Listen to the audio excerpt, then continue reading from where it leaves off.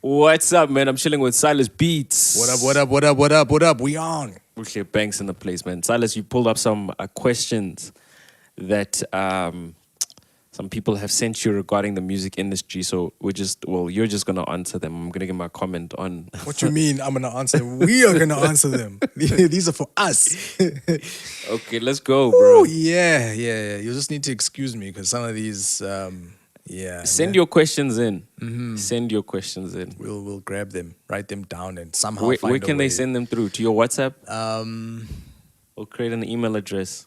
I think we'll need to create an email address for this. hiphopgalaxy.co.za coming back. Oh, wait, you had that, hey? Yeah. What happened to that?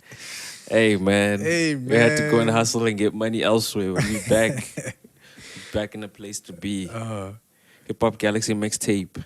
Okay. Coming soon as well. Right. Various artists. Let's go. Man, oh man. Okay, cool.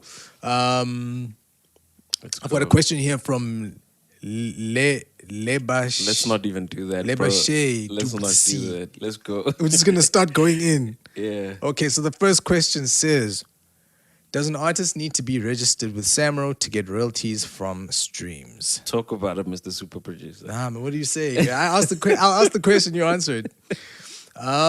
Does an artist need to be registered with SAMRO to get royalties from streams?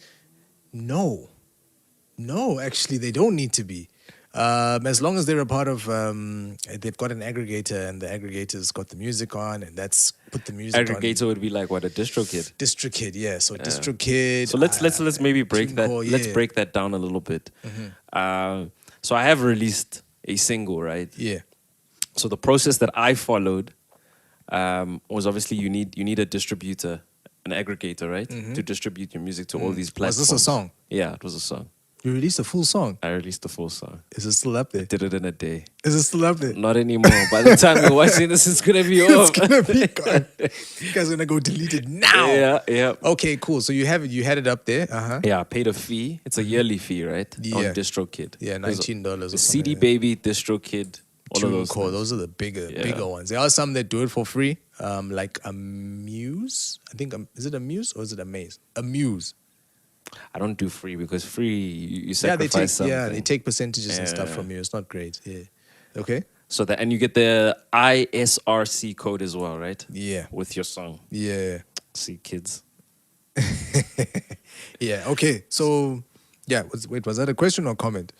No, it's a comment. Okay. But now, okay, cool, you've done that, but then how do you get paid in terms of, okay, you've got your ISRC code. In terms of submitting to a radio station, how does that work? Because I've never done that. So do you submit your song with your ISRC code? Your ISRC code as well as your SAMRO, your member number. So for being a part of SAMRO, you'll get a relation number or a member number. That's the number that you get when you register with SAMRO. That number needs to go along with So I the can't work. I can't give a radio station my song with an ISRC code without being registered with SAMRO. You should make sure that it's all done in one go. You should make sure that your stuff is in... So I can get paid out. Administratively, if you think about... Just because I know how many times the music changes hands before...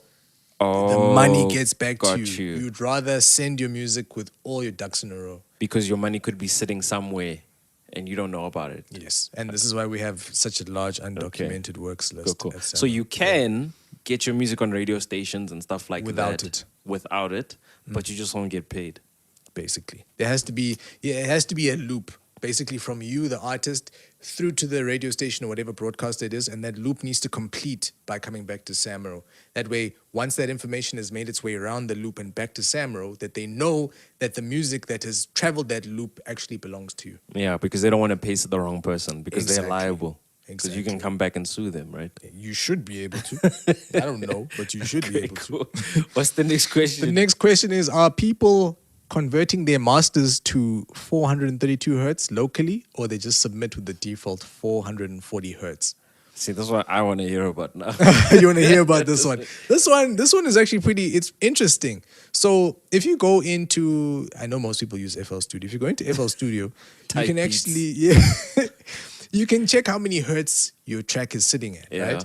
And you can change the hertz from its default is 440. You've heard about that, right?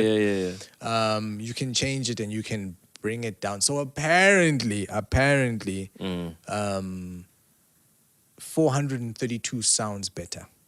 Heard that as well. For the soul. Yeah, or for I've definitely for heard me, that. it sounds very like. It sounds very like wishy-washy, like it is for the soul, and apparently it resonates better, and things just sound cleaner and clearer. And Allergic to bullshit. is this your cat meter? Always comes out when bullshit starts. I can't control it. But anyway, let's go. Oh man, this is great. So we have a cap meter. Right. So I believe it's cap. I am just like, come on, guys, come on. If your music was gonna touch the soul, it was gonna touch the soul at 440, 460, 480. Doesn't matter. Yeah. If you create it in that, you don't have to now turn it down. Maybe it works, maybe it doesn't. I haven't done enough research to know, but I don't have time to go there. I don't know, man. It is quick. It's very, very quick to do. You just turn a little knob down, but I don't know. Silas is busy, guys. He's a super producer. No, man. He doesn't have time. I don't do these things. Anyway, what's the process to send artists reference tracks or just being a writer on a major? This is one I want to know because I do a little bit of writing in my spare time. I don't want to be a rapper. I'd like to get some songwriting checks. So I'd like to pull a Reason. Okay. All right. Some songwriting credits. Yeah. So kind of what have you seen? Because you work with artists in the mainstream. Do they really use that sort of process and stuff for hooks and things like that? Of sending a reference track. Yeah. Do they receive reference tracks? That's what I'm asking. Are they open to that, or is it still Hey, bro, I think it's a little bit taboo. even for a hook though? For a hook, that happens. Yeah. That happens. But most of the time, people don't use that stuff. Wow. Okay, so South Africa not really. We're not really there yet. Well, if I speak about hip hop specifically, we're not really there yet. If Yeah. it does happen, it happens informally in the studio. Yeah. Where the artist will come through and they'll be like, yo, I brought my hook guy. The hook guy will lay the first couple of layers down, and then the artist will be like, okay, no, I know what to, I know where to do, where to take it from here. But I guess it's also about relationship, right? If an artist trusts you and has kind of seen you work, then they can kind of use your reference track and stuff like that. Exactly. Because I know it happens a lot in the States, right? With Yes. T-Pain and stuff like Yes, that, yes, and him doing reference tracks and things like that. So answer is not, it doesn't happen often in South Africa, obviously, Yeah. because there's a stigma and a taboo and stuff like that. I wish it would happen a lot more, because some hooks, look, the track will be amazing, and then you just get to the hook, you're just like, wow, the whole track fell Uninspired. flat right here. And sometimes it's the same. Someone might have a really good tone, like their voice sounds really, really nice when they're rapping or they're singing. The words are just garbage. And at that point, they then need to have either the self-awareness or just not have so many yes men in the room to be like, yeah, I got such a dope voice. Like, explain to them, you got a dope voice, but your writing sucks, Bring someone in. And it's crazy because that happens in the Yanos, right? In terms of them working together reference yeah. tracks, going back and forth and things like that. So I think maybe artists just need to, I don't know, maybe send out reference tracks, work with somebody that you trust or that But the trusts egos, bro. The egos. How are we going to work around the egos? I feel like that there is a massive issue. you. You want to get involved there. Let's Yeah, but you said that you wanna get involved World in- hunger first. I think for me, in terms of the yeah. strategy, I'd have to get to know the guys. I'd have to be in the sessions. And I think putting myself in the shoes of an artist, I'd have to trust somebody. So you wouldn't send out random tracks then? No, I wouldn't, because nobody would listen to it. Okay. I don't think rappers are thinking like that. I think they're stuck in the... But if you break it down, right, like Adele, Beyonce, they have 20 writers in the room. They're Yeah. getting reference tracks constantly. Yeah. And then you wonder, why do they have so many hits? No, it's because they have help. They're engineering the stuff. So for you as a rapper trying to figure out why you don't have hits, I think it's pretty stupid not to use it. But that's just my opinion. I didn't really think about that. We're out here, 1-man, 2-man teams, and we're trying to compete with Exactly. machines.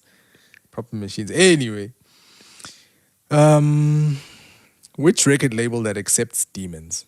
I think the boy meant demos. Demos. Yeah. Unless it's some Illuminati stuff that I don't know that you're into, and that's perfectly fine. I don't judge. Oh man. So I don't know which question you want to ask. Are we asking about demons or demos? I think demos will just be. It'll just be easier. It'll be so much easier. Whew, demons. You have to do a blood pact with demons, right? Maybe, I don't know. I'm not gonna get into that. But with the demos, have you heard of any that are accepting demos? Are people still doing demos? Bruh, I don't think so. Because for a demo, you need an A&R service, right? Yeah. You need someone who's dedicated. Break down what an A&R service is. An artist and repertoire, which Okay. basically traditionally was the person who would.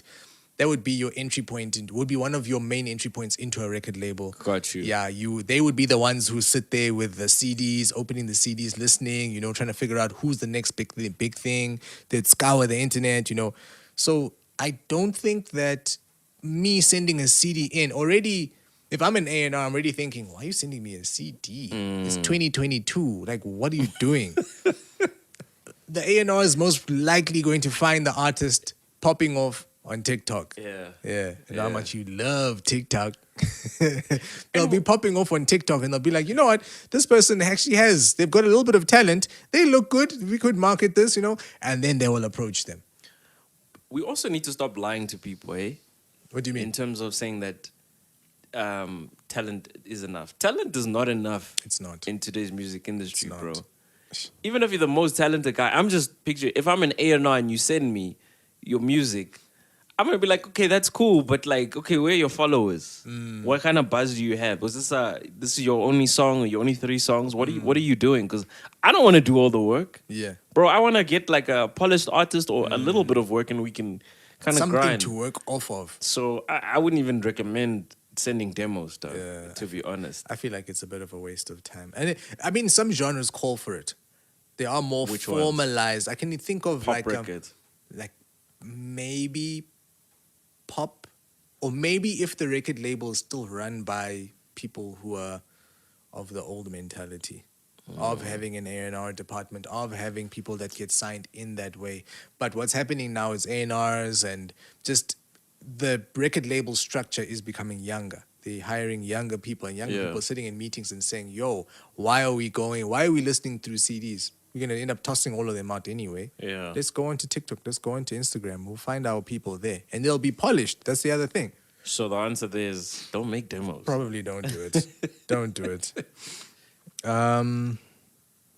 How to make it as a broke rapper with no promotion and recognition but having a greater talent. Whew. You spoke about talent a just now. perceived greater talent. Yeah, okay, all right. A perceived greater talent. Expand perceived greater talent. We all know that music is very subjective. Yeah. What I perceive as being great in this life-changing sound of music, you could listen to and be like, yo, this is trash. It's that, we've seen that. Rage music. I don't like rage music, but people love rage music. You don't even know what rage music is. Listen, bro. It's a crazy world out there, bro. What the hell is your rage? your trippy red, your Playboy Cardis, that type of stuff, So people have different Those tastes. guys, they sound like mad, right? Yeah. Are they shouting? In some situations they are, right? They are distorted. And they're like, Yeah. okay. That teenage angst. Yeah, which is cool. A lot of, rock was that. That was rock. Yeah. What happened to rock, man? Hip hop is a new rock, dog. Yeah. But yeah, okay. So as a broke rap, bro, I think, bro, you don't even need to spend. What you need is you need to hustle. If you don't have money, right? Because what do you need to kind of blow up, right? You need an investment of time, investment of money. So my opinion on it is, if you don't have money, you need to double down on your hustle and your time, right? You need to make music. No, but you need to make music. Yeah. And there's free beats. There's free beats outside there. Yeah. You can make music, drop on SoundCloud consistently, and while you're doing that, you're getting better. You're getting better and better because you're rapping more. You're getting better at rapping. You're building up a fan base, right? Somebody's going to see that and be like, hey, you can make money off of this. Let me take my money, combine that with your efforts, and we can go far. But it's obviously going to take time if you're a broke rapper. If you've got money, you can kind of speed that process along in terms of awareness. But I still think you need to put that sweat equity in. So I would almost say, even if you have a lot of money, it's kind of it's not okay, I can't say it's not a big factor, but you kind of need to have that talent in the first place. You kind of need to be dropping music and things like that. There needs to be a reason. So there needs to be awareness. So I think it's more about getting awareness more than talent, because you can be what I consider to be a really bad rapper, but if you've got awareness and people who like really mess with your music, it doesn't really matter what I think. So that's Where my does opinion. virality come in? Because now, as an artist, I've seen some that walk through this door and they're like, man, I just need 2 tracks. And that's enough. The first one's gonna catch. We're gonna do a dance challenge, or my eccentric behavior is what's gonna be the reason why. I just need people to see that first track, and then it's a rap. Those people should play the lotto, because then they say say that I can foresee the future, bro. Because you never know, bro. You could get Tabo comes here and says that it doesn't blow up, or you could get a big closer that walks through, and he actually lives up to it. So you never know. It's kind of chasing virality is also That's a dangerous game to play. It's chasing lotto numbers, dog. It is. You can do things that can put you in where you're more likely to get viral, but and it's not sustainable. What happens if you have a viral hit? Then what? Because Big Closer I just spoke about him now. He's dealing with the same thing. I don't know if you saw, he dropped the freestyle. Him rapping Big Closer or rapping real stuff? Big Closer, but rapping real stuff. He had a green screen, and he had Sway in the background, like the Sway setup. Yeah, I saw that. And he was going off, and he was rapping. And I was on a Twitter space, and he was kind of like, "Yo, people saw that I can actually rap. Like people were taking me as a joke, but I can actually rap." Yeah. And now his thing is like, "Yo, how do I get people to take me seriously?" So you could, by doing one thing, you could create a whole nother set of problems for yourself. That is very, very true. Also, virality isn't always good. You can go viral for all the wrong reasons. It's not. But the biggest the biggest rapper who started that viral trend, I think, is Eminem, Slim Shady. That's why I see a lot of parallels between Big Closer, Slim Shady, Eminem, and all that. What do you mean? In terms of that alter ego, because it's an alter ego. His true thing is SOS. He never blew up off of SOS. He blew up off of Big Closer. I didn't know about SOS, but I did hear that he was there was something. He was making music prior to that. Yeah. And that's a damn shame, because at some point you never. I mean, if we look at a parallel, I guess it's a parallel. Michael Depar. Oh yeah. But he's a comedian though. Exactly, he wanted to be known for the comedians. Yeah. He then brings this other element. In fact, before that, he brought in Southwest, somewhere in London or something like that. That skit show. Yeah. And in that skit show, one of the characters was what's this guy's name? Big Monty. Yes. Well, what's his name? I don't know what his name is. Big Shaq. Oh, Big Shaq. Big Shaq. Yeah. So he had that as a character. Yeah. Becomes big off of that. Finds himself on Charlemagne's show. Yeah. Breakfast what? Breakfast Club. Yeah, Breakfast Club. He's chilling there, and they're like you should have come in like that. You should have. This is what Charlemagne was saying. He's like, you should never drop this. Never drop that persona of being that guy. And it's like, but that's not me. That's not what I'm here for. That's not what I want. That was him also trying to manipulate the virality. Yeah. And the audience is like, no, we don't want that guy, because he was is the rapper. I think he was another rapper. Yeah. Then he was some lady, an old lady, and a cab driver. And he had a bunch of like a African cab driver as well. I remember that. Yeah. He had a bunch of these characters, and he wanted, he's acting and the comedy and stuff. So he tries to pull it that way, and people are like, sorry, buddy. We resonate with this more. Yes, yeah. So what's the verdict on that? The verdict is, We've gone down a long rabbit hole. Yeah, I can't even remember what the question was. It was the whole broke rapper promotion recognition being, Yeah, for me, bro, if money bought fame, every rich person would be famous. Although it is, I would just say then the verdict is what you were saying in the beginning, in that time, that whole investment of time and stuff can lead you down that road. Just money can make it happen faster. Yeah. Yeah. It's best to have both, basically. In my opinion, it's best to have both. All right. Okay. What do you do if you want to drop a single? Yo, that's a very broad question. What do you do if you want to become rich? I don't know. What do you do, Silas? You've seen people drop singles. You've seen it become successful. Yeah. okay, let me skip all the common stuff. So in terms of dropping a single, between Yeah. them walking through the door with a concept to creating the track to creating all that other stuff, I think in terms of dropping a single, I think the one place where people get it wrong is they've decided it's a single long before they've even walked in the door. So they'll be like, I'm gonna do this, and then I'm gonna shoot a video, and then I'm gonna do it. I'm like, whoa, let's get to the step of you actually having a song that's big enough for you to have a video. Yeah. Do you have enough money to constantly shoot out videos? No. So let's be smart about it, and let's pick the one that's doing something. You know what's crazy about what you just said? I remember there's a song that P.O has. It's a very deep song. It's that Dear God, dear Father, dear Pops, dear what? no, it's one of those songs. I remember I was in a session and he was saying that radio wants the song, but I didn't want to lead with the song. It was a very popular song. I don't know if you remember it or not. It wasn't Soaked in Bleach? Soaked in Was it bleach. Soaked in That Bleach? was Soaked in Bleach. Talk to us about that, because you mentioned that sometimes you walk in and you'll be like, this is the single. Do I have that story correct, by the way? I'm not too sure about that part of the story. Maybe I just made that up. I'm not too sure about that part of the story, but I did produce Soaked in Bleach. And I did remember that was one of the issues. Yeah. That when the song was released, we weren't like, we didn't know what it would do. Yeah. And it became this thing, but I'm sure he had his own release plan for Yeah. it. Oh, well, for the entire project, because it was from the Devil's Playground. It was from a massive project. Yeah. No, it wasn't from Devil's Playground. It's Under the Sun. Was it Devil's? Anyway, it doesn't matter. There was a plan for the release of it, and Soaked in Bleach was not like, it wasn't the next thing to get done. But I remember that song was wild. Even when I first heard it, I was like, yo, this song hits me in a different place. But he didn't come in the door expecting it to be like that. And I didn't expect for it to be like that either. I made the beat. I remember I made the beat the very day that he recorded it, earlier that day. I remember I wasn't working. So I was at home. I made a couple beats. That one in particular, he told me he had something on his chest. Something happened to him. I didn't know what it was. It was like, I just want to get stuff off my chest. Yeah. So I started working on a beat. Remember, we came through. He had to handle an interview, which he handled at the studio, my old one. And then after that, we got into recording.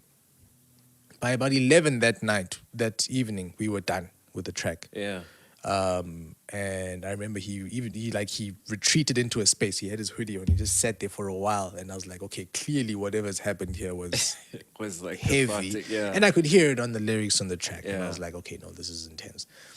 But there was no real plan. So maybe in that case, if we use the same principle, that then could have been the track to lead with. Instead of trying to manipulate it again to say that wasn't what I thought would be the one that would blow, and then trying to lead everyone's attention there, it might have actually led him to more, a better situation had he kept the focus. But it there, wasn't an just obvious keeping it home. choice, so because It wasn't. It was supposed to be one of those quick releases. Just but that song, yo, bro. yeah. That song was heavy, bro. No, it was. So maybe it starts with what to do when you release a single. It starts maybe even before that, like picking the single, I guess. What the strategy is, I guess. But now, do you then write for the fact that it's gonna be a single? Because that changes. Oh, that's I've seen tricky. people come in here, and I know I can hear when, like, I know with some of the more seasoned guys, when they know that they're writing a radio track, they're more likely to leave out the cussing and leave out that type of stuff while they're writing in studio. It's Yeah. very interesting. Whereas in a track like Soaked in Bleach, the guy goes off there. He's profanity on that track. But it was because P knows. I've heard P write for a commercial song. And when he writes for a commercial song, he tones down on like the swear words and as anybody would. But he didn't in that case there. So I don't know if that would like twist the writing too much. And now you are writing looking for singles. It's actually a very simple question that the person asked, but a very deep question. Because, I mean, there's so many other there's so many parts of the releasing of the single process that. And then what do you kind of feel about, I've seen on YouTube, there's like a 20-day release strategy. There's do an Instagram story of your release date and, How I hype feel your about that fans stuff. up. Yeah. For me, I've seen a few of those. For me, Yeah. it just all boils down to structure. Yeah. Just having a structure. Oh, okay. Having a game plan. Having a game plan, because the game plan is it's very much set for you until the point that the song is done and you're holding the song in your hand. Yeah. At that point, you can kind of do what you want. Yeah. And I think that's when people really need to sit down and have a game plan, whether it's 20 days, whether it's a 60-day release, whatever. As long as you're like, okay, every day consistently at 4 p.m., I'm going to post a new piece of content. I'm going to rap a verse. I'm going to do this. I'm going to do that. And I'm going to do that consistently for that amount of time. In the morning, I'm going to email 3 blogs to get the track. Just some kind of structure, just routine are built around that single. What would you think the cycle is for that? A single cycle? Would it be a week? Would it be 2 weeks? Would it be a month? But it depends on how big you are. It's short. It's a lot shorter than it used to be. But I think it really does depend. Because I'm thinking about Russ. Russ does. He was dropping. There was a point of time he was dropping a song a week. It's crazy. So would you recommend that cats do that? If they've got a means to.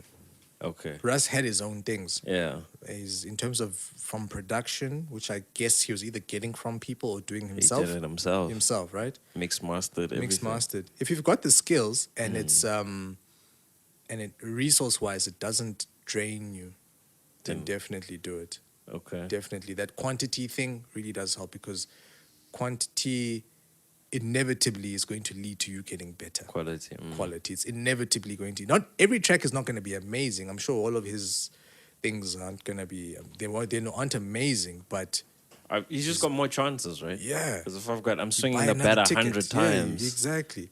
I've got maybe 20 that are good, or 10. That's all Versus you you need. only have 10.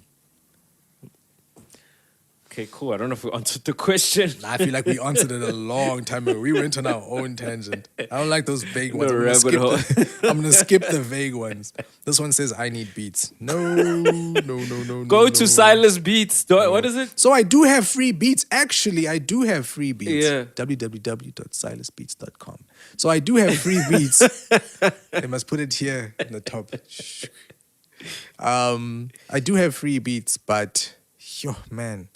But also, people can download beats on YouTube. Like, go and type beat, whatever type beat you want.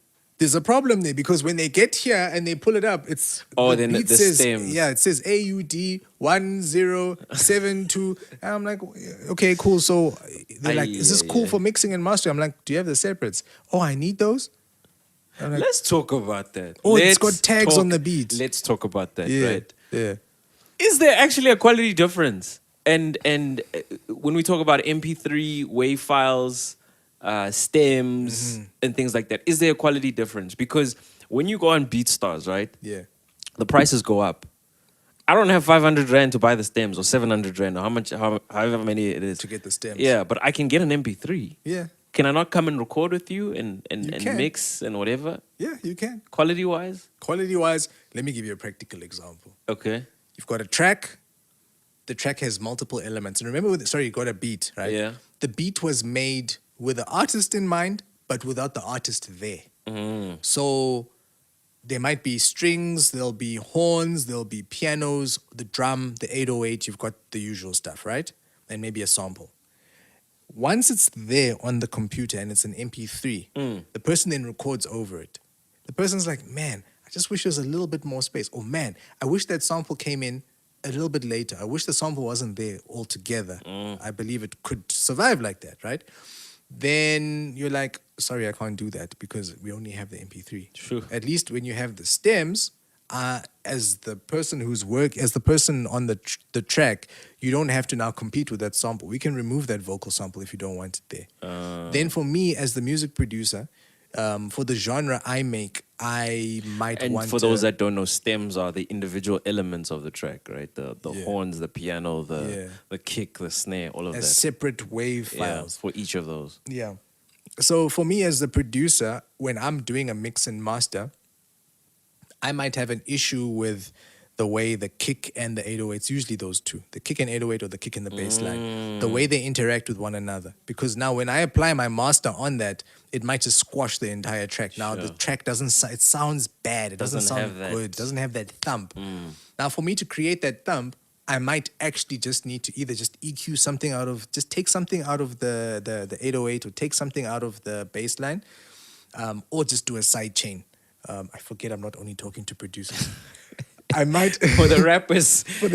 so For Silas to make the beat knock, for you to feel it, for it to rattle the trunk, he needs the stems, dog. Yes, basically. Yeah, actually, yeah, you'll speak the Rapanese for me. So I basically need to be able to manipulate the track. That is it. So there isn't to answer you. There is a quality difference, and the quality difference comes from the fact that I can manipulate, remove. I can basically do whatever it is we need to get to our. And when you speak about the kick and the 808, for those that might not know, those occupy the same like frequency, so they clash, right? Am I getting that right? They clash. You're looking at me like I'm getting it wrong. There's certain frequencies that will thing. So what you can do is that you can make it that one. This is a side chain very quickly. You can make it so that when one plays, the other one's volume ducks down, and that creates more space, and that's what gives you that knock. Now, if I don't have the MP3, if you come through with a shady ass MP3 from whatever it is .com, I'm not gonna be able to do that. And if he's not able to do that, radio won't play your music because the track will sound whack. So, guys, bring stems, please. Bring the when stems. you can. I've had tracks. What's funny, conversely, I've had quite a few songs make their way to radio without stems, just using the MP3. Oh wow. Yeah. Okay. So it's not necessary. If you don't have the stems, just come to Silas. Nah, yeah. They come here with all sorts. This question is this is another one here. What's publishing and how do you go about it? Yo, that one's yours, dog. Yo, dog. That one's this yours. One is there's so many aspects to it, man. I'm lazy to answer this question. I'm so lazy. Oh man. Can I give my basic understanding of it and then you'll yeah, come actually, in? yeah, let's hear it, man. So for me, when I think of a publisher, I basically think of somebody that administers your music, keeps the record of your music. Okay. There's that portion. And there's also somebody that looks for the commercial opportunities for your music, right? Yeah. They shop out your music for adverts, for things like that, for sync deals and things like that. That's my basic understanding of it at a high level. I don't know if that's it's all encompassing. That was incorrect. It was horribly wrong. Oh wow! No, it was correct. Oh shit! I was like, what? Shit. I need to go read up. No, it's correct. So it's everything that you've said. But the question itself, when I saw it, I was like, it can go down one of two paths. So you've got the music publisher that you're speaking about now, and publishing. Which is what they said. So I don't know whether they meant publishing. What is publishing? Oh yeah, whether they meant what is publishing or whether they meant was what you're talking about. So publishing would be, how do I put this now? I don't use the term often, and I don't think we use it that often in SA either. Publishing, right? But yeah, I would have explained it more as a music publisher and having someone who would go about just basically publicizing your music. When people refer to publishing, sometimes what they're referring to is royalties. Yeah, that's what I think. Yeah. No, but that's not the example you gave. The example you gave was the music publisher. Okay. And then publishing. So now it's just terms. It's just different terms. Okay. But it's not the same thing. Okay. That's what I'm saying. That's what I'm saying. Wow, we're playing with words. It can go one. That's why I was like, it's such a tiring question. So publisher is basically what I described, and publishing is got to do with the maintenance of your royalties. It's it's royalties that you would have earned. I might be off here, but I know that I might be off purely because it's not a term that we use often. Oh, okay. Yeah, where we will talk about. And it's not the same thing, but where we will talk about things like mechanical royalties and performance. We really hammer that stuff in. When it comes to publishing, we don't really use that term that often. Yeah. Well, in my circles. Okay. Hey, man. I don't know. The verdict there, we answered it. What's how do you go about it? Okay, how do you go about it? All right. In terms of, if we go with your example of having a music publisher, I think we spoke about it in one of the episodes that we had, where we said that having a music publisher, if you're looking for a music publisher, you can go to the Capasso website. They've got a bunch of publishers in their rate card. Finding music publishers, you can go on Google. Not all of them are legitimate. You just have to do your homework, unfortunately. With that. In terms of publishing and making sure your publishing is right, Make sure that whenever you get into these agreements that you have stuff written down. If you do that, you should be okay. I've still been screwed over. I've lost thousands. Even when there was paper on the table, I still lost thousands. So it's not just good having paper. You must understand what the paper says. So, yeah. Get a lawyer. No, bro, this stuff is expensive. Want to link up with one of the dopest PR in SA. Who to meet up with? Do we need PR as artists? Do we need PR as artists? Not we. I just mean as put a it myself. collective. Yeah. I think PR is like using supplements.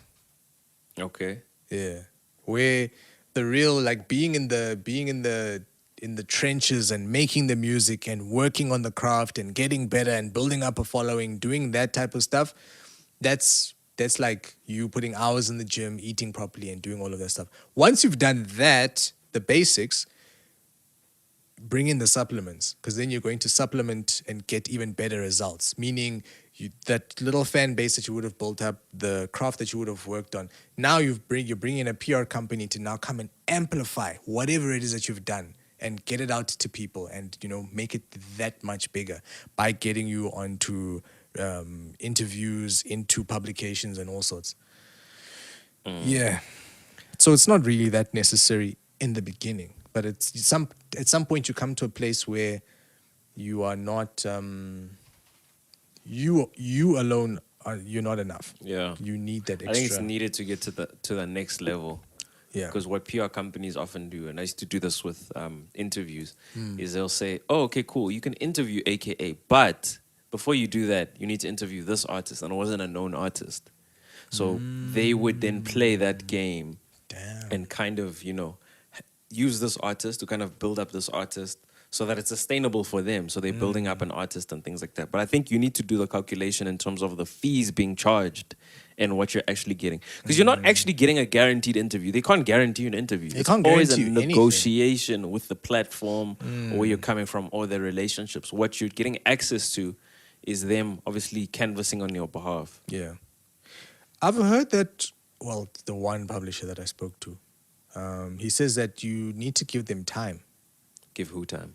Not a publisher, a PR, like a company. Yeah. You need to give, don't expect that you're going to be on, on covers and in articles and stuff in month one.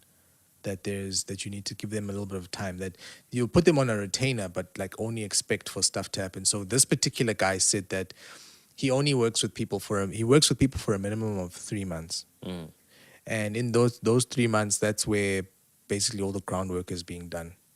And then after the third month, well, not after the third month, but by the third month, you start to see a bit of traction. Things are starting to happen. I get it, but I guess it depends on how you want to structure how you pay somebody. And I guess, but I don't know. Like if a PR like an agent alone is like 6K. Let's say it's 6K a month. I know it can be a lot more, but that's already 18 gone. And they're just telling you, man, just give us time. Give us time. We'll be there. There's your money going. That's why I think you should look at the roster that the PR agent has, I guess, before you make that decision. Do they represent hip-hop artists? Which hip-hop artists do they present? How are they going to leverage those relationships that they currently have? Because it is a long process. It is. But you also need to get bang for your buck, I think. So don't spend 18K up. I would negotiate if somebody were to say that. I would say, listen, let's put some deliverables in there then. Oh, okay. But then you just said that you can't have deliverables. No. I didn't say we can't have I said, okay, I understand that I need to pay you for the time that you're grinding. Yeah. But maybe instead of a 6K, let's bring it down to a 4K. And when stuff starts happening, we can then move to the 6K. You can earn that extra 2K. By bringing the deliverables. Yeah. What would a deliverable be? What if your music is garbage? Well, they need to tell me that. You can't just take my money. Because what's the other alternative? My music is garbage and he's like, we didn't get an interview, but he's been paid. If I say to him, listen, I'm going to lower your fee, he's going to be like, bro, your music's garbage. I just can't sell. You're going to get the real out of him or her. Or they're just gonna tell you to go away anyway. I mean, That's what I'm saying. But I mean, you should have a budget going into these things. I guess You I should have a guess. budget going into these things. I mean, I know there's people that pay 20K for PR. Per month, right? Yeah. And sure, those people get stuff, but I mean, it's like I just feel like sometimes if you have a bad product, you're not gonna make you're not gonna make 2 minute noodles look like What I think a Maggi bad product would be is like you're mixing and mastering is bad and stuff like that. would be the reason. No, I'm just saying that to me that's a bad product. I don't know. With music, it's different because nobody knows, dude. Nobody knows. Bro, I'll what turn could my work. computer on now. I'll turn my computer on now. And there's times where you're just like, wow. Yo, Silas. Don't tell me that is because I know what you're gonna say. Music is subjective. Bruh, there's times. Forget that. Actually, they never get here. Funny enough, the bad stuff. They may not say I'll turn my computer on. I'll open up my phone and I'll show you messages that have come through. And I'm like, wow. The writing. But that just shows you, right? They never get here. So that just shows you. But anyway. But there are some that slip through the cracks, bruh. They make it. You're just like, how did you get there? But okay, to sum it up, in my opinion, is you need to do your maths and it needs to Yeah. work for you because it's the same. It's sort of the same. Are you going to promote on Facebook? Are you going to run ads? It's the same sort of thing. You need to kind of, is it within your strategy? That would be what I would say. But I've seen it work for people. What's that? I've seen PR agents actually work for people. Like they do hustle. They do send emails. They do follow up. They're like bloodhounds, dude. Like literally, I've seen And the these other people side. make money.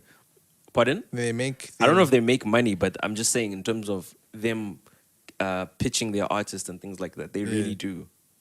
Okay. I mean, if it works, it works. I can't say it because I have never. But and also it's difficult for an artist because you're gonna be like, oh, I'm paying this person and I've got nothing. But anyway, yeah. Okay, right. Okay, here we go. Why do producers not finish each other's FLPs? FLPs are like the Files. file. Yeah, the actual project file. From a Fruity Loops session. Yes. So Microsoft would be the Word doc. So Oh, okay. Yeah. Generate a price range. Because one has days of being inspired and find yourself doing subgenres that you're not good at, therefore lose interest because you lack the finishing touch or ideas. is that one whole train of thought? It is. So I think he means why don't producers in general finish their songs? Or does he mean why don't other people help me finish my song? I guess I see the word inspiration, so I guess we can take it whichever way we want. Let's take it both ways. Let's start with inspiration versus just getting into a routine. You've been producing for what, like Way too more long. than 10 years? Yeah. 450. Yo. You're getting there now. Yeah, 15. Ever since apartheid. Nah, man. I've been on that fruity shit. Dio Mass. Nah. What do you mean? Are we talking like inspiration and beat block? And that Yeah, type of because a thing? lot of people say, hey, man, I can't make a beat every day because I'm not inspired every day. That's the one camp. Yeah. And then you get the other camp that says, bro, you need to make a beat whether you feel like it or not. So kind of where do you sit in that spectrum of those two thoughts? yeah. Which camp are you in, or are you in? So I do believe that juices can run out. Okay. Right, I do believe that. The creative juices. Creative juices can run out. But I don't believe that when you sit behind your desk or when you pick up a guitar or whatever it is, when you pick up your pen, that you have to be inspired. Okay. I believe that is such a idealistic way of looking at it. Like it's great if you are inspired. You're like, yeah, really, I've gone through stuff or whatever it is. You might make your best stuff, but I don't know. This might be a terrible example of using a sports. Using sports. Just use it, bro. Yeah, using sports as an example. How do they keep their craft? How do they keep their sword sharp? They're out there on the field every day. And it might be a really their dog might have died the day before, and they're uninspired. They don't have energy. Short of them being like, obviously, if they're ill, they're ill. They won't be on the field. But shit has happened out there. Get on the field and work through it, because what happens, and I forgot what the quote was, but inspiration will find you along the way. And that get behind the computer, dope. open up stuff. You've got your Fruity Loops or you've got your pen in front of you. You might still not get inspired. You might write absolute audio trash that day. But what will happen is, that might then open you up to making something nicer later on. Or you might just get the cobwebs out. And then after that, or you might be pleasantly surprised in that whatever it is that you make is actually amazing. So I'm of the opinion that if we all made music purely when we were inspired, some of us wouldn't be making any music. We would make like one song a year. That's deep, bro. We get nothing out of it. So yeah, man. My side, something that I heard Ed Sheeran say. He was like, making music is like opening a tap. Like, I'm getting the analogy wrong. I must be, but he's like, the first time you open it, there's like dirty water. And then as it goes along, the water gets clearer. But basically what I'm trying to say is that he was trying to say... Which taps are these? I don't know. Somewhere in Africa. Okay, no, I can make that joke because I'm African. I get it. I completely understand. Basically, you need to get the crap out. Yeah. You need to make the crap and whatever and keep on doing the crap. So when I sit down to make a beat personally, like I'm not sitting down with the intention to be like, yo, this is going to be the hottest beat ever. My intention is, okay, what aspect am I going to work on and try learn? Because I know that inspiration is going to hit me at some point. But I want to be in the situation where I can capitalize on the inspiration. I don't want to be in the situation where I haven't sharpened my sword, as you said, and I don't have the skills to do it. So that's the kind of way that I look. I don't go into a session and be like, yo, I'm going to make the banger. And then what ends up happening is like when you go into it, sometimes you'll be like, oh, this is pretty good. This is pretty dope. Yeah. Sometimes it'll be pretty bad, but it can go either way. Yeah. It can go either way. So I think maybe expectation as well is a huge part of it, because sometimes you can be in a session and be like, man, this is not going well.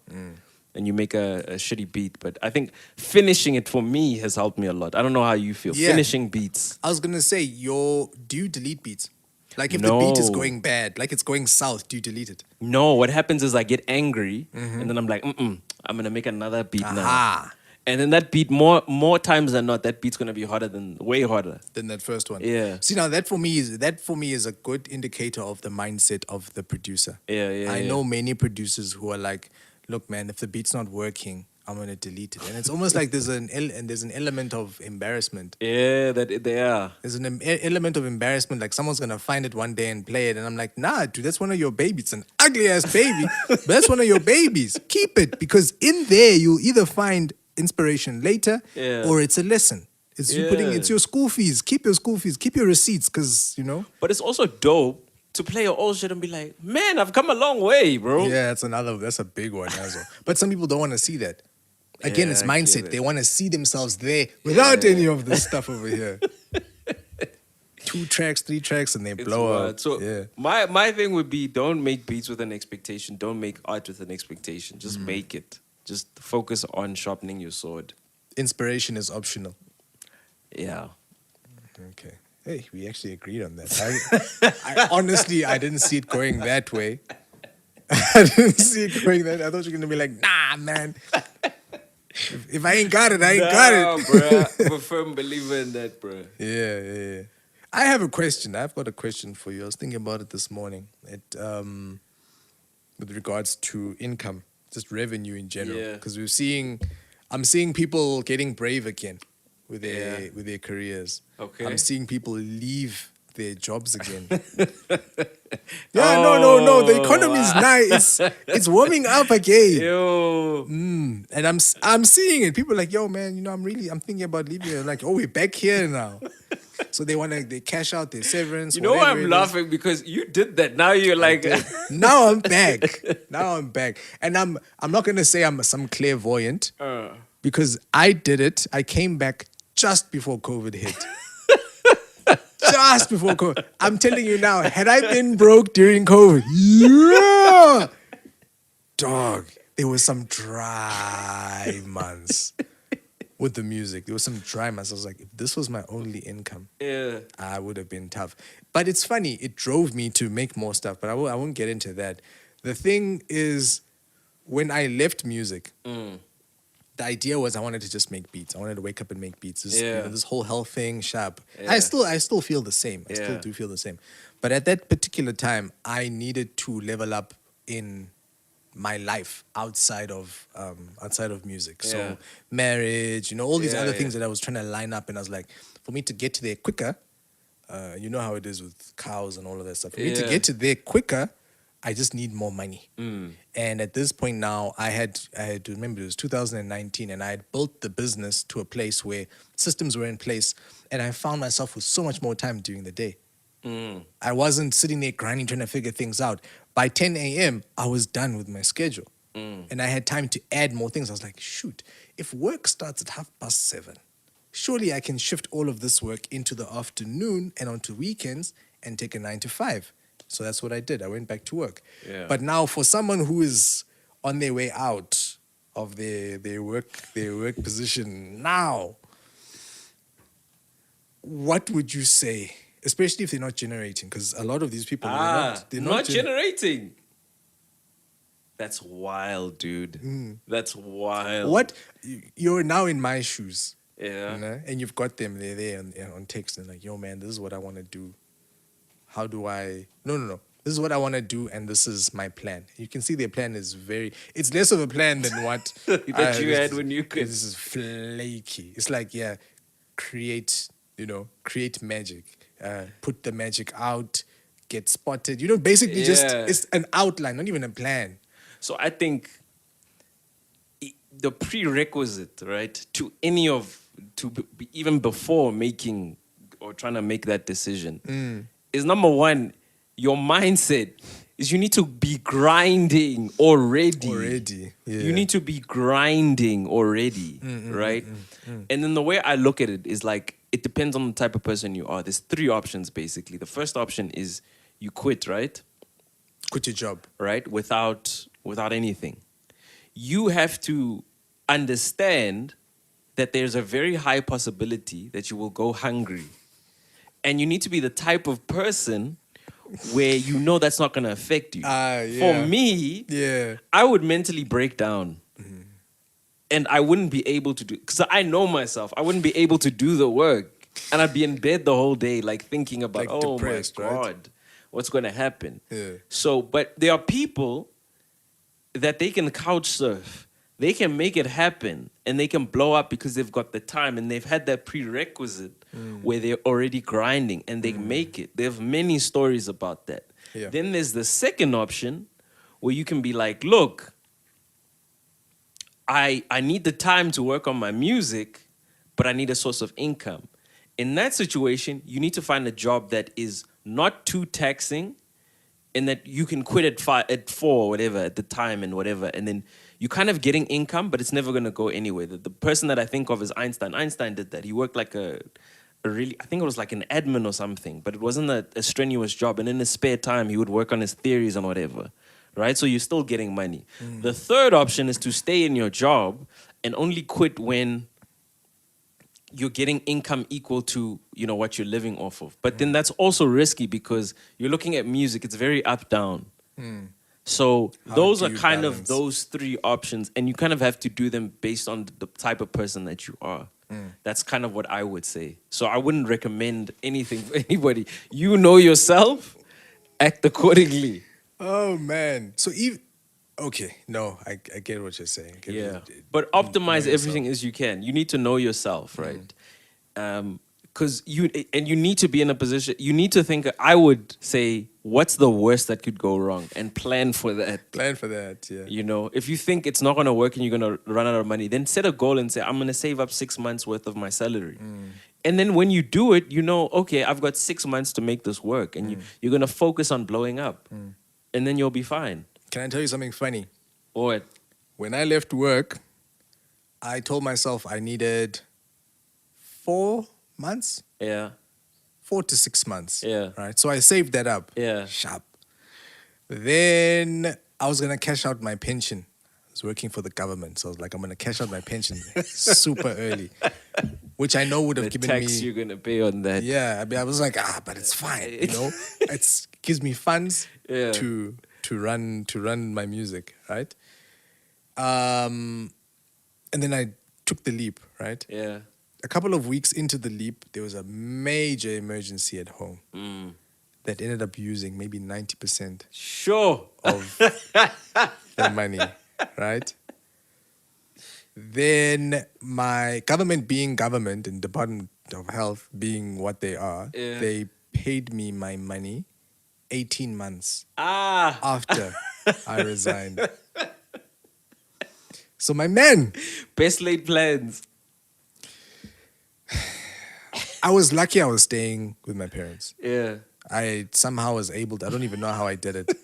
I was somehow able to twist their arm. I remember how I did it. I remember showing them that I was able to match my salary 3 months in a row Yeah. with the music. Yeah. And they were like, "Oh, okay, if you're able to do that, and it seems like stuff that you can, live Yeah. off of. Let's see how this works out." I was 28 at the time also, so I wasn't like too old. So that was a stuff up. I got my money late, and all that other money had disappeared because I needed to use it. And I had to work literally I don't know how much worse. I mean, obviously it would have been worse had I not been at home. Yeah. But I would have broken down. There were days when I just sat there and I was like, "Oh, Adrian, you made the wrong decision. You did the wrong thing." Yeah. And my friends would call me and be like, "Yo, man, we see you living the life, man. You're in the studio each day. I'm I sure you must remember love that this." as well. And I was like, man, oh man. And that for me was just because I don't like failing. You got out of the matrix. That's Yeah, why everybody was dog. like, And it was so free. I was in two minds the entire time.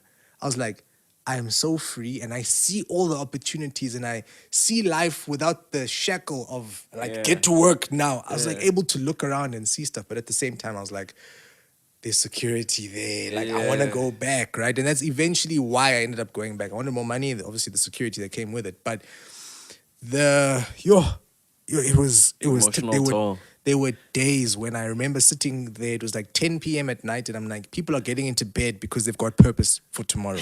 But I was questioning my purpose that's wild. for the next day. And I'm like, what am I going to do? Because my purpose was purely dictated by me. Yeah. And then I thought to myself, I'm like, but nigga, isn't this what you wanted? But now you're crying about it. So I was like, Much okay. freedom. Exactly. At that point, I learned something very, very important. Routine. I didn't Yeah. have a Oh, proper you one. didn't? I didn't. I thought that each day I would wake up, make beats, and it would sort of just happen. Oh, and I would wow. just record, and that would sort of just happen. And on certain days, it did happen. In those days, I felt fulfilled. But there would be like 3 days at a time where I was like, shit, 72 hours have gone by and I haven't done anything useful. Aha. This is not working. At my lowest low, Why were you not doing anything? I wasn't able to get sessions in. Bruh, who wants to record on a Wednesday at 10 a.m.? There's few people who would. So, but you didn't plan for that eventuality. But I in didn't terms plan of for the slow eventuality. days. It would exactly. Exactly. So I had those days where, and in those slow days, it's not like I'm just sitting making beats the whole day. Yeah. I walk away from the PC and I just sit there on the couch and I was just like, Yeah. shit, everyone's out doing stuff. And I'm sitting here and I remember at my absolute low, I had, it was so, bruh, it was like a movie. The night before, I was sitting in front of the computer and I didn't have the energy to open up my door. I Yeah. didn't have an energy to open up my program and make beats. There's just so much going on in your head. Exactly. So I wrote down a couple of things. I got super emotional. Then I was like, nah, man, just go sleep it off. Yeah. Tackle it tomorrow. You've got time. Got a lot of time. So I remember waking up, and when you don't have money and you lacking purpose like that, you don't sleep, man. Like I wasn't sleeping. Really? I wasn't sleeping comfortably. So I woke up and I was like, okay, cool. What's the immediate problem? Yeah. And I was like, the immediate problem is my bills for the month. Let's just talk about like basic stuff. The Yeah. immediate problem is bills. So I went onto my app, my banking app, and I was like, let's see how far off I am from being able to pay. I think I maybe had half the month left to get the money together. I think I must have had like 34 Rand in my account. Oh shit. Yeah, I had about 34 Rand in my account, and I was like, yeah. Yo, that would have been the perfect time to come make an album with you, bro. Yeah, bruh. That was actually the perfect time. So I was like, this is not right. And I shouldn't be waking up at 3 a.m. Yeah. from stress like this. I'm too young. I'm too young for Wild. this. Bro, I thought you were living the life. dog. Right. So at that point, I'm like, okay, now this is bad, and like I said, I hate failing. Yeah. I felt like I had done so much to get myself here. that I point, can't yeah. fail. And running back to the job, that was also failure for me. Even doing a young locum on the weekend, that was failure. I didn't want to be seen in scrubs doing anything related to physiotherapy. Yeah. So that's when I went at it the next day. I don't know where I got the energy from. I don't know where I got the focus, but I managed to pay the bills that month. And then from there, it was only when I got to the bottom and I realized I needed a routine and I had no money and this wasn't working out that I was like, I need to actually It's work. real now. And then from there, that's when then I was able to actually own that feeling of I'm out the matrix. Oh. And so I left in April 2017, and the feeling of me actually breaking free and feeling like I can sustain myself well must have only been towards the end of 2018. Yo. So for like a full year and a bit, almost 2 actually. I was struggling And you went back to work not because you felt you failed, but because it was the most logical choice. at the time. Yeah. So end of 2018, things are going well now. I remember that Christmas Yeah. was amazing. I remember sitting there and thinking to myself, oh, you guys are tired. I am not tired.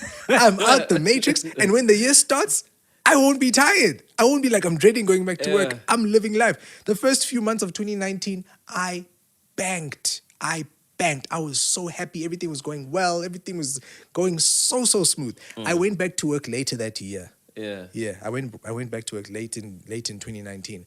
But at that point, all the systems were in place. And I remember my mother was saying to me, are you sure?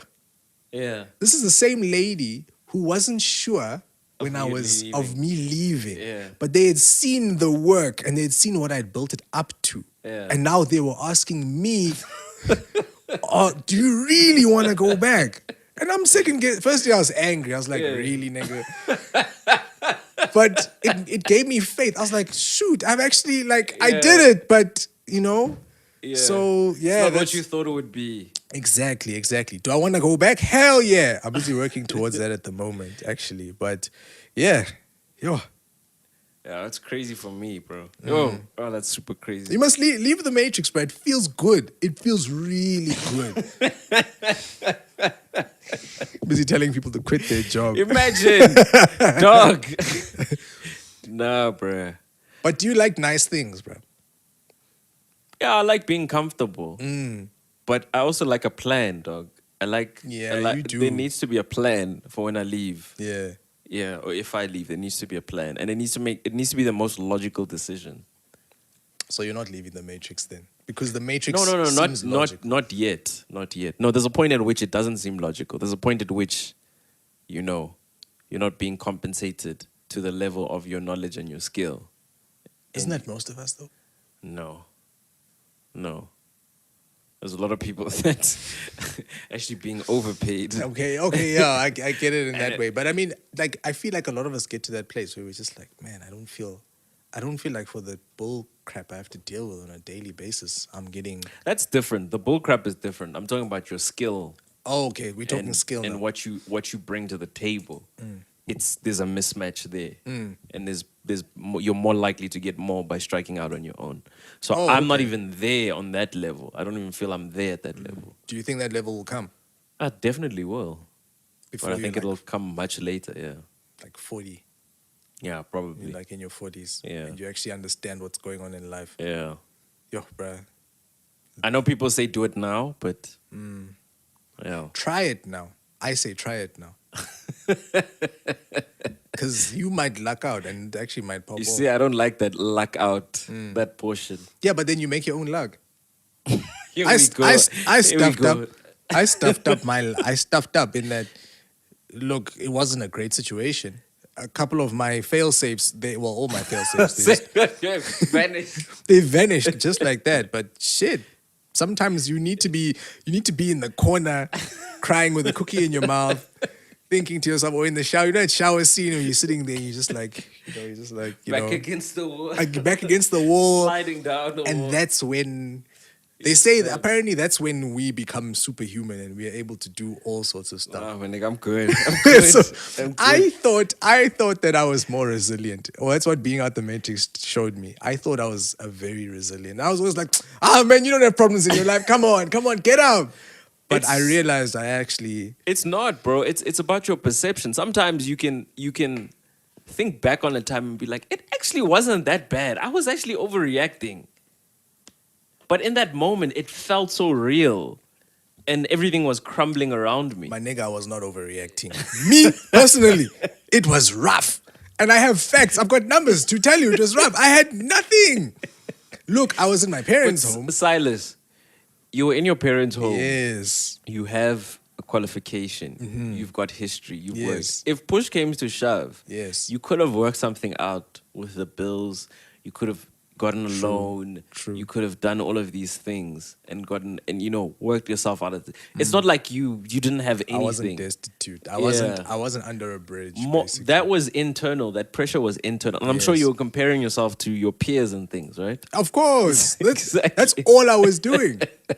I was obviously, I mean, like in terms of bills and stuff, I was good. I feel like I had many fail safes left. It just felt like from the plan, you have a plan. Yeah, and it's going wrong. And it just kept on going wrong. It just kept on going wrong. Yeah. And it's funny, actually, I didn't have 34 Rand. I had 34 Rand minus whatever was on my credit card. It was so much worse. I was... So the moral of the story is don't quit your job for music, bro. No, man, that's not it. That's not it. Quit your job for music. But also, music is a very low margin business, eh? You've got companies with millions and billions of dollars. You look at their income statement at the end of their financial year, they've only made 5% margin. Bro, that makes me very uncomfortable. Yeah, and music is like that. Your second option was actually very dope. What? I think your second option was the one where you we're getting a job that's not that stressful. You can kind of control your time. Yeah, that's what a lot of people do. Yeah, we wouldn't be having this conversation if I just sucked it up and I was like, look, I'm gonna go locum every second weekend. Yeah, it's literally 4 days a month, and it frees up your mental because you've got the bases covered. Then you can. Then with that free time, you start to think clearly and logically. I can make content and things like that. So if I am to try and escape the Matrix again, it will probably be on that basis. But I don't think I don't work like that. I'm really much an all or nothing guy. You're a fucking artist. Dude. Yeah, dude, I'm out. And we have Kanye. Even now I'm feeling itchy. Like I came back to work in 2019. I'm feeling itchy now. It's 2022. I'm like, I've been around. COVID would have devastated you. But yes, I'm very grateful. Yeah, my guy. Then over and above that, just think about all the professionals that thought that they were good. Yeah. You could have been out, bruh. They could have been done with you. But that's why there's nothing the myth of having a job. It's a myth, dude. It's not stable. Even in government. No, in government it is kind of stable. What do you mean? Okay, it was stable for us. Yeah. It was stable for the majority. I think barring government, I think that's everything else, private sector with retrenchments and everything. I've seen like 3 retrenchments at a single company in 5 years. For real? Yes. 3! 3. The year I got in, there was a retrenchment. Yeah. 2 years later, there was a retrenchment. Yeah. And just before I left, there was a retrenchment. So when people say to me, hey, it's a stable job, you comfortable? I'm like, no, it's not, bro. You can be out. And it won't even be any of your own doing. It won't be like a petty thing between you and someone else. It's literally the company just offloading. It's like some CEO could come in, mess some stuff up. The company does badly, then it's like, oh, we need to retrench people. And it's like, you have no control over that. We live in such a globalized environment where something that happens in Cambodia can affect you. Trump doing something can affect you. So it's kind of like you need to plan for all eventualities and kind of be grinding at all times. Yeah. Side hustles and side businesses. Yeah. But anyway, what a long rabbit hole we've gone down. Hey, man. Are we done? Yeah, I think wrap it up, man. Wrap it up. Oh, okay, cool. Since Silas says it's done, he's a master conductor. We are out the matrix. Thanks for watching. I'm Muhle Banks. This was Silas Beats. Please like, comment, and subscribe. And we are out. Peace.